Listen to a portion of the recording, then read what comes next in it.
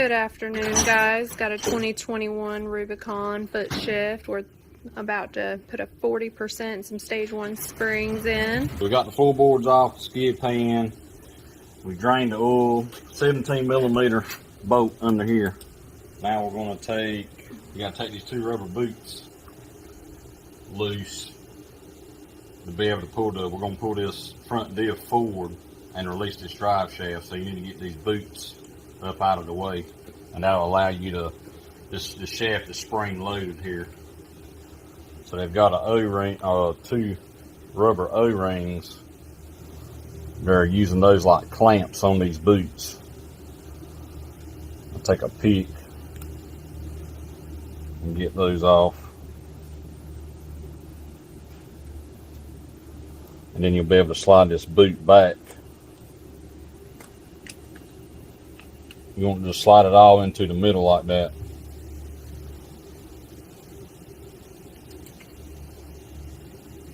There's the back one. Do the same thing on the front one. Because the boots will keep you from being able to collapse the shaft enough.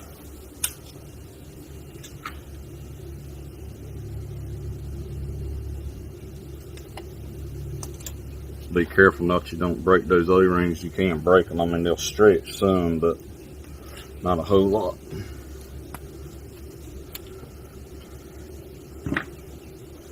Just try to get that boot, see how it popped off.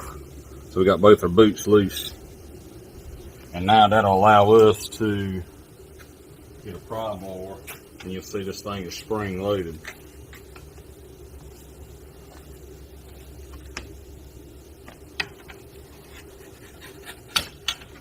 Sometimes they're kind of tight. There's an O-ring in here, but now what we need to do is get the front diff loose so we can pull it forward to finish getting this off of this output shaft. Alright, coming up here, there's you got two 12 millimeter bolts that holds this bracket to the frame. Then you got a 14 mounting bolt there that goes through the diff on the front, and then there's one on the bottom toward the back under here. That's what's bolting, holding the diff in the frame. Over here to this side, I'm gonna grab that wrench.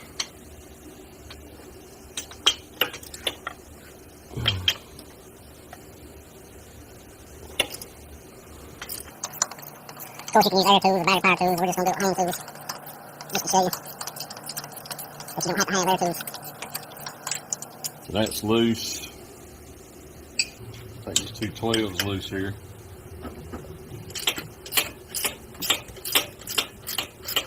You have to get this bracket out of the way to be able to get the diff to move forward.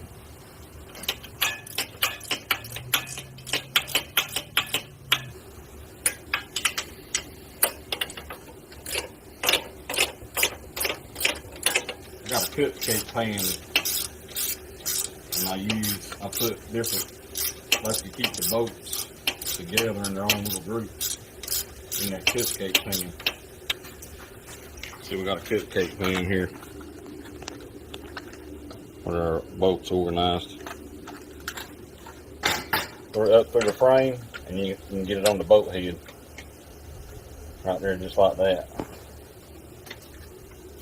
If it's turned right, there you go, just like that. Come right here.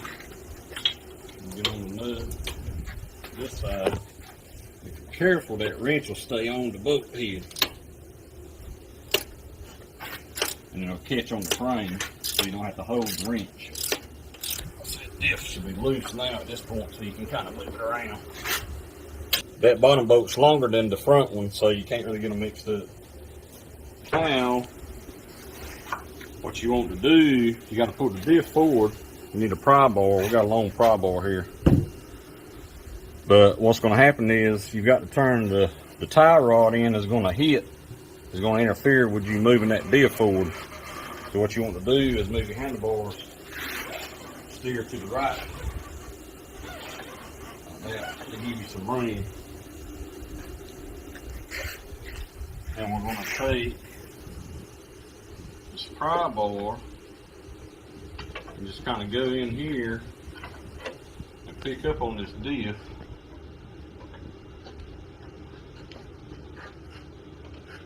And kind of push it forward.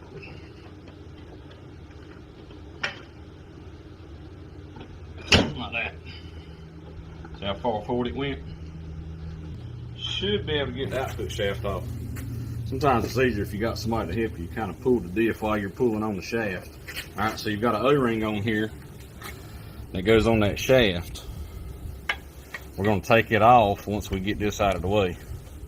Alright, see how that came right off? Now you want to take this whole shaft. I take the whole shaft out of the diff as an assembly.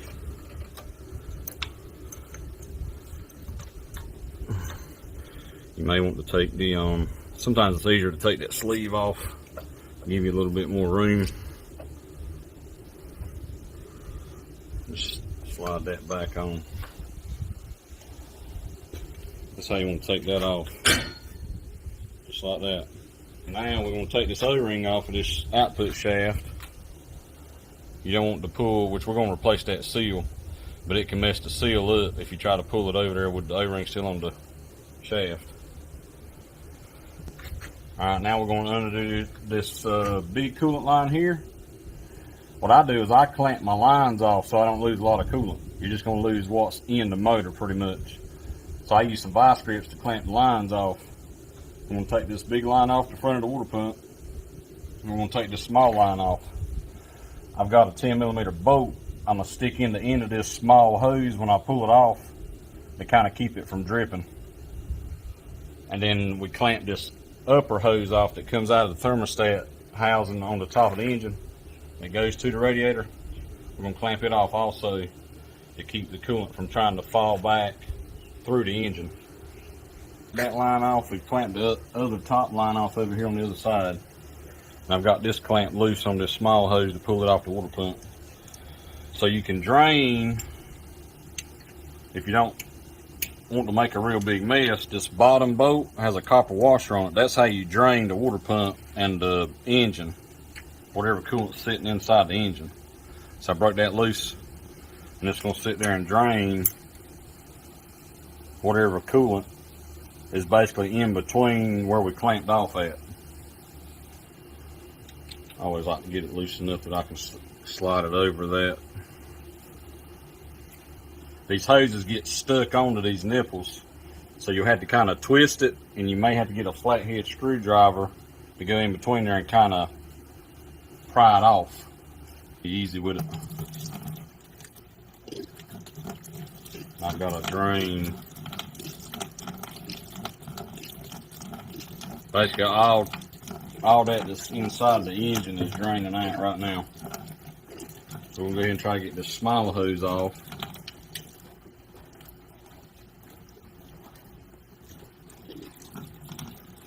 Work it off the same way I did that big one. Like that. So I'm gonna just plug it. That's a 10mm bolt I got stuck in there. You'll just want to kind of bend this out of the way. So I'd go ahead and tighten this 10. This is a 10mm. Tighten it back up.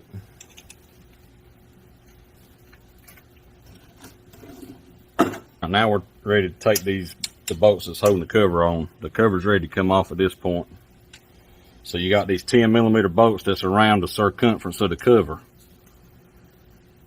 I don't know how many there is. We'll count them when we get them loose. The way I like to do it is I'll take a 10mm wrench and just break them all loose. Get them all broke loose like that. And I'll take my gun and finish taking them out with a flex. I've got a flex drive extension. Alright, we got that one loose. Basically this half is done. I'm going to move to the other side. I'm going to pick up where I left off here. Breaking them loose and just breaking them loose with the wrench. You can use a gun. Different people's going to do it different ways. This just works good for me. And when I tighten them back up, I like to just run them up with the gun and snug them, and then I come back with my wrench and tighten them by hand. So I know I'm not over tightening them. So you should have them all. That should be all of them. And something else I like to go ahead and do before we take the cover off. This is your clutch free play adjustment. You want to break that loose and make sure it's not froze up. I like to pull these bolts out that's holding the cover on. I got them all loose. And got lucky on this one. That clutch free play wasn't froze up like they normally are. That 14mm nut just is acting like a lock nut. So this flathead, this is a stud that goes through this cover. The cover's not threaded. It's just a through hole. This stud just spins inside of the cover. There's a threaded plate on the inside that's a separate piece. Basically how this works is when you turn this stud one way or the other, it moves that plate in or out. That's how you get your, they call it free play. You see how it says, well, it says play, increase, decrease. And I think the book calls for, when you set it a 1/4 inch, I like to set them at a 1/2 just to give you a little bit more play in there, because how the clutch is designed, the plates inside the basket, as they wear, it takes away from the free play. They work their way toward the front of the cover, which tightens up. And if this gets too tight, that adjustment, it can cause the clutches to slip and it'll burn them up. So we're going to loosen, what you want to do to loosen the free play, so we got that nut broke loose, we're going to spin this stud clockwise like that, which should be increase. The arrow on the cover, we're turning it in the increase direction. Just a couple turns just to make sure it's loose like that. Alright, I'm going to bust these, got all these bolts here. See, I got a flex drive on my gun.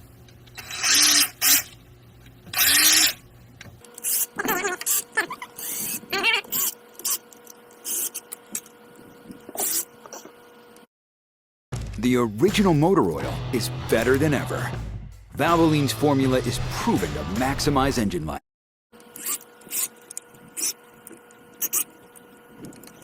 I have 4 different length bolts. These 2 right here by the oil filter housing are a good bit longer than the rest. Alright, so all these bolts are loose. So these 2 here, yeah, they're real long. That's your 2 long ones. They're the same length. They go right there by the oil filter housing. And you just start pulling bolts out. Don't worry about, you ain't really got to worry about keeping up where they come from. Like I said, they're all going to be the same length except for 2 where the alignment dowels are. And you can kind of tell if you've got a bolt in the right place on these Hondas. You always have about a 1/2 inch. Before you start your boat, you should have about a 1/2 inch of bolt hanging out of the hole. That's how you know if it's the right length for that hole. So what I'll do is I'll take a dead blow hammer. It's a dead blow. It's not a ball peen, because you can break this cover real easy. And I'll kind of tap on that cover. And if you listen, you can kind of tell when the cover will get loose. It'll change how it sounds when you're tapping on it. Do that on both sides. We're just breaking the seal. It's already broke loose. We're breaking that gasket maker seal there. So at this point, we've got it loose. It's about ready to come off. So I'll just take my hammer and pop it like that. Just try to come straight off with the cover. As straight off as you can. Just that seal. That seal's trying to grab in that output shaft through right there. So I'm just kind of taking a tap. I'm not tapping on the cap, I'm tapping on that lip of that cover right there. What's happening is the seal, where this thing is kind of new, the seal's trying to grab on that output shaft. There we go. I like to take these out. You may hear some stuff fall down in there, but it's going to do that. So we want to take this cover out from the other side. All right, if you have any pieces drop out, grab them. This is some your clutch actuator pieces that just kind of, they float in there. I'm going to show you how all that goes back together. There's one piece of it that fell out. Just put it to the side. I'm going to take this cover out from the right side if you're sitting on the machine. gives you more room, I feel like. Alright, what I like to do is I'm going to take this cover and I'm going to set it off to the side and let it drain. I'm going to put it inside with this side down and let the oil drain out of it, because you got oil sitting in the oil filter housing. Take you, they make seal pullers and stuff for popping these seals out, but you can do it with a flathead screwdriver. Just be careful. I go in there in between the seal and there's a shoulder on the inside and kind of twist. Just work your way around. Just kind of take your time with it and work your way around. And it'll come out just like that. When we put this cover back on, we don't put the new seal in it yet. We get the cover back in place, then we slide the new seal over the shaft into the cover. It keeps from damaging the seal, the new seal. So we're going to let that sit there and drain while we're getting the clutches out.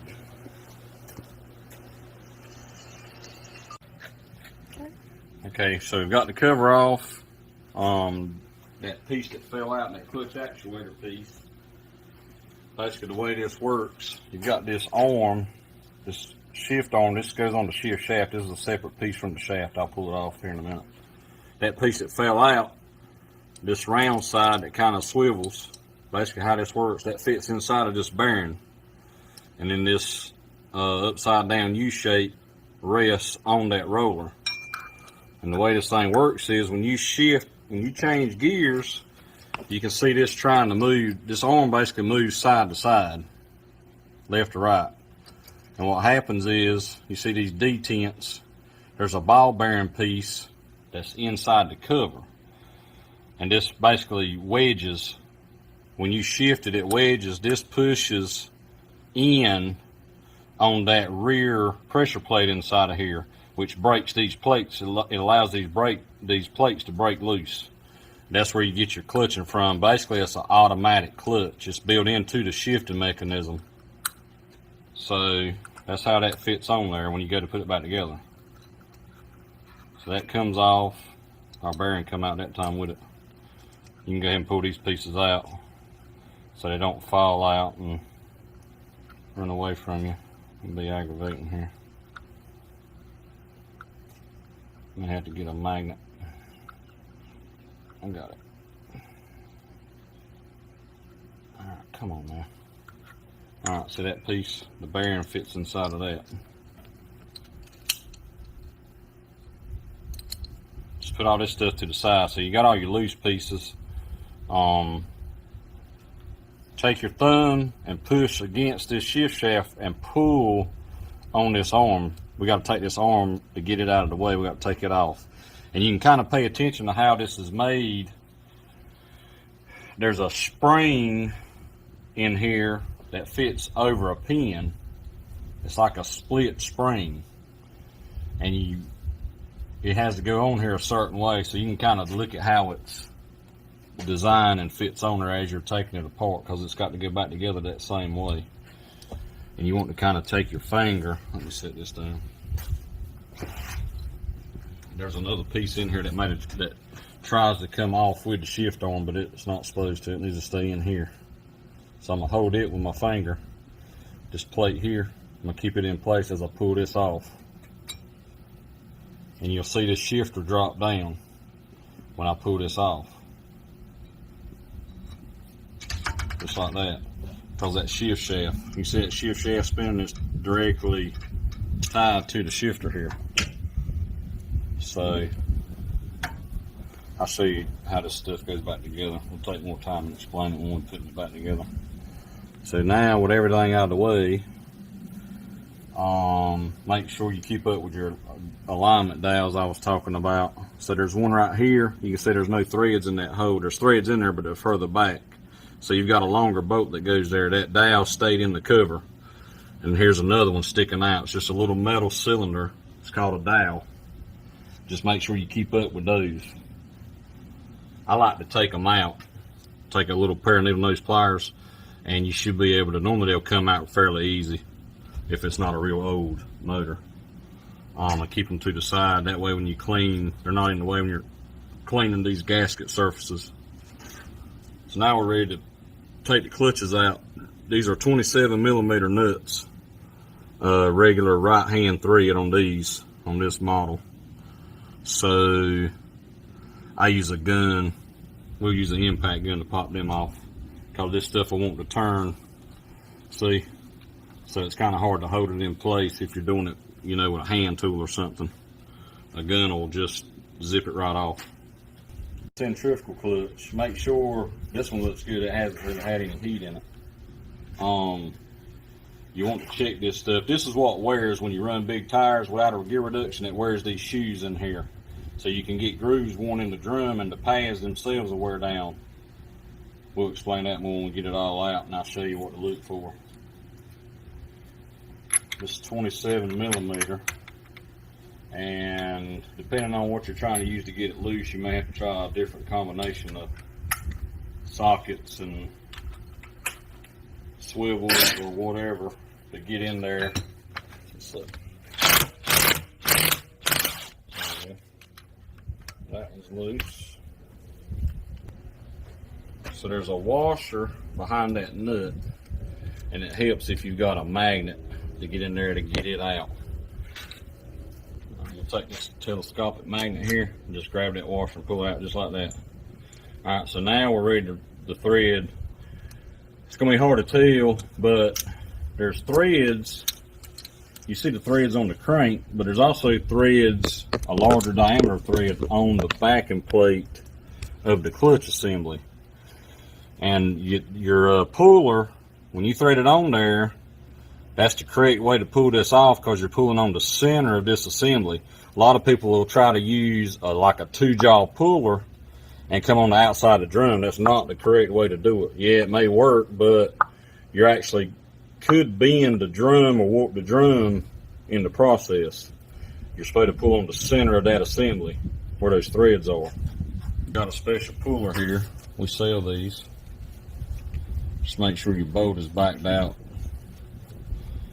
about all the way, so it's not interfering with threading it onto the clutch. That threads onto that backing plate.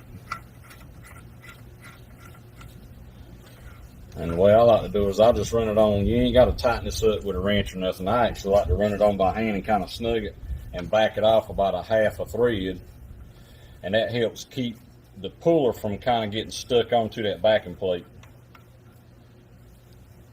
because you'll have to use a wrench to get it back loose if not. Funnel cakes? Caramel dipping sauce? At Zaxby's? Sweet!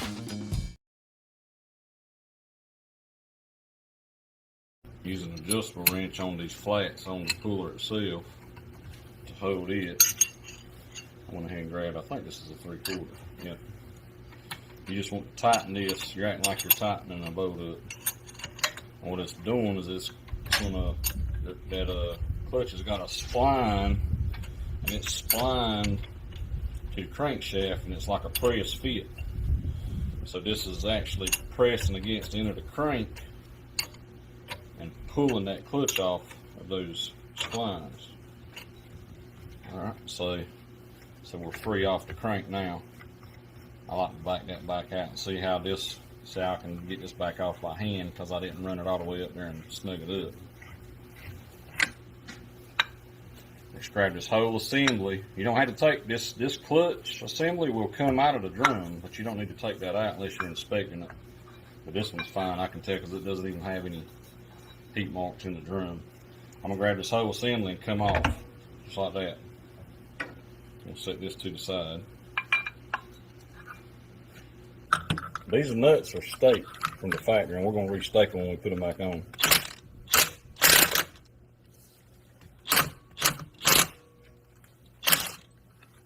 You have to kind of hold that basket with your hand.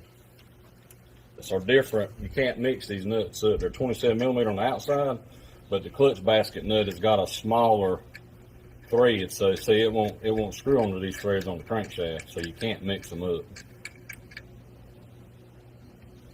Now, there's another washer in here.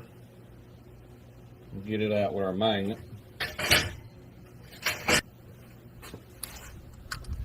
Now this clutch here is not pressed on. It's just slip. It's got a slip fit.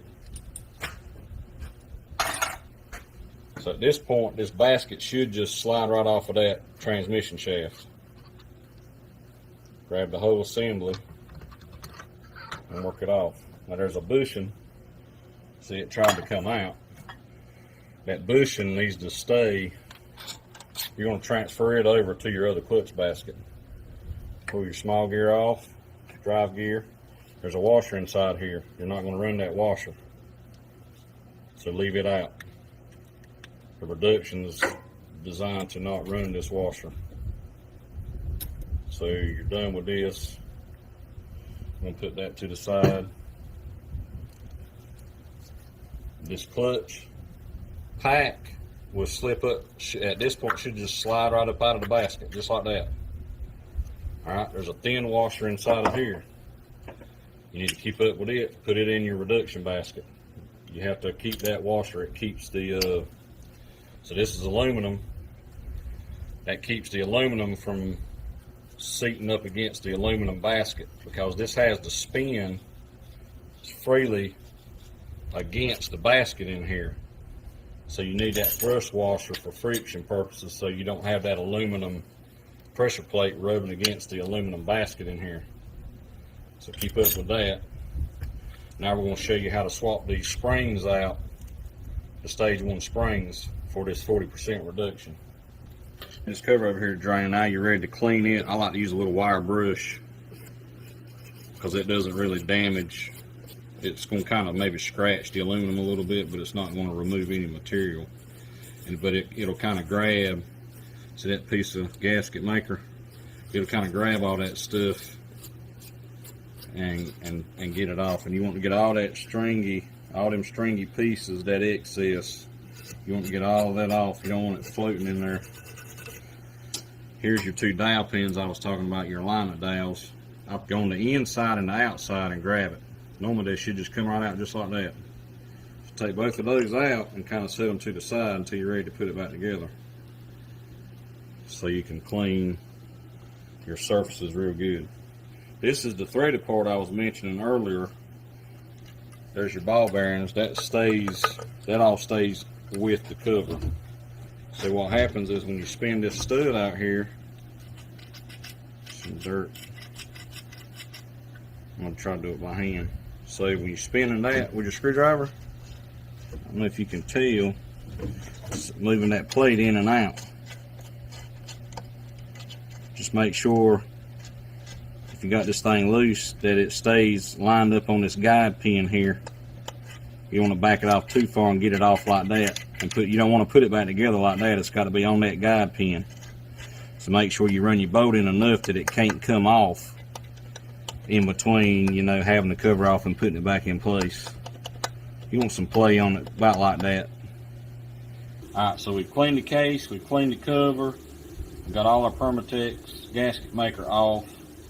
I took some brake cleaner, I sprayed out everything real good. Make sure you don't have any dirt, you know, from taking stuff apart. Which I didn't mention it, but we pressure washed. We washed this thing real good after we took the floorboards and the skid pan off. I always pressure wash them to get any dirt, loose dirt and stuff off of the engine. Make sure your O-ring, if it came out, make sure it's still in place right here. This is a water jacket for your coolant. That's where it goes through the water pumps it up through the head, the cylinder and the head. Make sure that O-ring is still there. You've got a little O-ring that stayed on this dowel. Make sure that's in place. And I've got the 2 alignment dowels. I'm going to put them back in place. You want to put these, make sure you put these in the engine case and don't leave them in the cover. Because what can happen is when you go to put the cover on, if for whatever reason the cover doesn't go right on, you have to pull the cover back off or something. Like something's not lined up in here with the clutches. What can happen is that dowel can kind of stay, it can get pulled out and it'll fall down into the engine if you're not careful. So I always like to put them in the case when I'm putting it back together. Then you've got to make sure your O-ring, you've got a dowel and an O-ring. These always stay in place, what they do with me when I take them apart. You've got a little bit larger dowel and O-ring over here. This is your oil pump. Make sure all that is still in place. Everything's in place. Our bushing, we just left our bushing on the primary transmission shaft there. When I do these things, I like to have it where the engine is tilted back if I'm doing a primary. So I've got this thing, we've got it jacked up. The engine's kind of tilted back some, so that any kind of oil or anything that's still sitting in here, because you won't ever get it all out, it's not trying to run out the front of the engine here while you're putting it back together. Because what can happen is if you get some oil trying to run out, like if the engine's tilted forward or something, you'll have some oil trying to run out constantly, and it can get into your gasket maker down here when you're putting it back together and mess your seal up with your gasket maker, because that's got to be clean, oil free. Springs out, these 4 springs, we're going to put the stiffer springs in here, and I'm going to show you a little trick, because this is where a lot of people mess up. So this plate here, this outer pressure plate is what I call it, and you got an inner pressure plate. Alright, that's a separate piece. This hub part here that's splined is actually your outer pressure plate. It fits through this bore in the inner pressure plate. The inner pressure plate is what your 4 bolts are threaded into. You can see the threaded hose there. So that's a separate piece. These are separate pieces. But what's going to happen is when you take these bolts loose, that inner pressure plate's going to want to fall down, and there's notches on the outer and inner plate that locks them together, that lines up, and those notches can get out of alignment, and it'll keep your clutch plates from clamping together tight. And what happens if you don't catch that and you put it all back together, the machine's not going to move. The clutches are going to be slipping, so you have to go right back into it and fix it. So I'm going to show you a little trick.